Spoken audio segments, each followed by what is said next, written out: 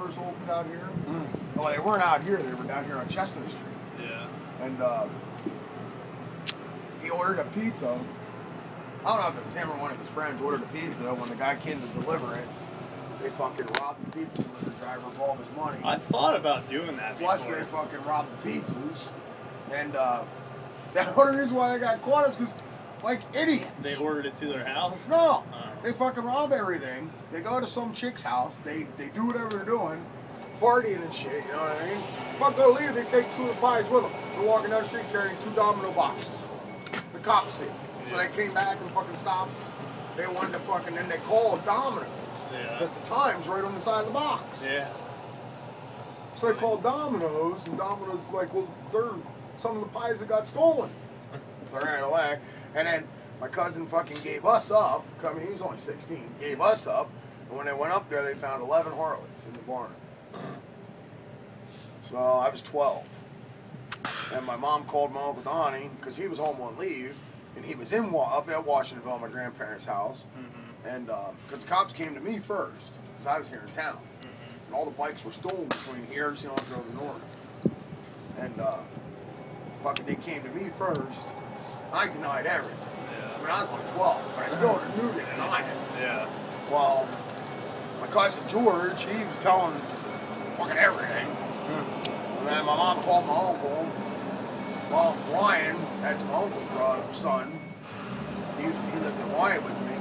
Fucking, my uncle got it because he was with us. He was here for like 2 months before my uncle came home to leave. He flew over to spend time with my grandparents. Well, fucking my uncle reamed him a new asshole.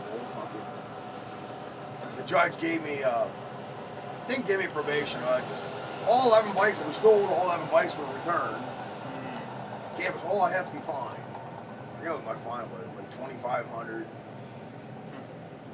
$2,500, and then a couple bikes had like scratches on the shit, minor things, nothing major. But it was like another $6,000 in restitution. So fucking, now we had to split the restitution 3 ways. That was only like $2,000 a piece too. And then my mom said to my uncle, "Why don't you take them with you?" And I thought she was joking. And 2 nights before my uncle left, he calls down and he says, "Are you bringing them up?" And my mom told me, she goes, "Go pack some clothes." She goes, "Make sure you got enough for at least 2 weeks before your uncle can take you shopping." And I was like, "Am I really going to Hawaii?" Now, I was coming up on 13. I was only like 2 months away from 13. Yeah. And fucking, I was like, "Am I really going to Hawaii?" So I really went to uncle Monday morning. So then we drove to Indiantown Gap, flew from Indiantown Gap to San Francisco.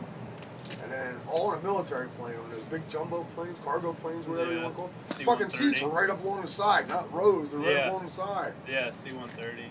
Flew on one of them to San Francisco. Well, was it a prop or was it a jet? They had fucking big propellers out on the the side. C-130, Dirty Bird.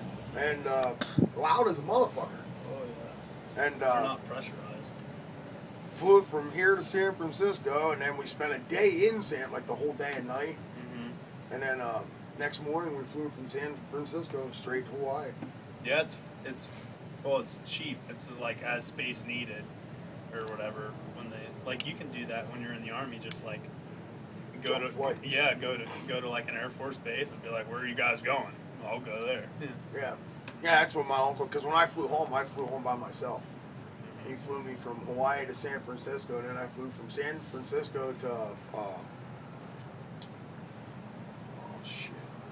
not Paris Island, that other one down there. Camp Lejeune. Camp Lejeune. And then from Camp Lejeune, I fucking flew into Indiantown Gap. Yeah.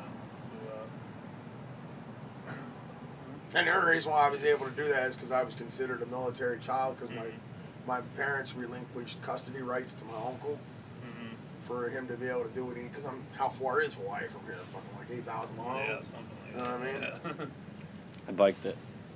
It was great. I mean, it was fun after the first 4 months, it became fun. The first 4 months were rough because you're considered a mainlander, so you're always in fights with the fucking Hawaiian boys, always. That's what my buddy Cody, his dad, well, he's retired now, but he was a sergeant major, and he was like an Army brat all over the place.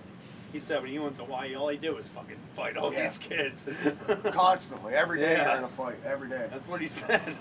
But after you're there, like my cousins, they lived there. Before I went there, my uncle lived there for 16 years.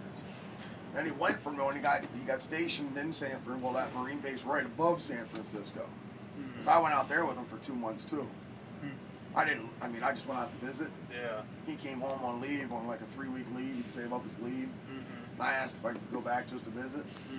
He took me. And actually, I was going to run because I was wanted back. I had criminal charges, and I was just going to run. But my dad talked me out. When I called home, he's like, "No, you need to come home and be a man." My the guy who gave me the truck, my girlfriend's mom's boyfriend or whatever, Al, his stepson, he's on the run.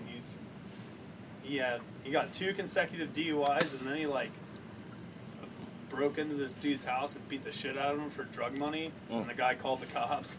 So there's an assault charge too, and he fucking bounced. Dude, when people owe you drug money, you might as well just write it off because you can't go to the cops. And if you go beating them up and they go to the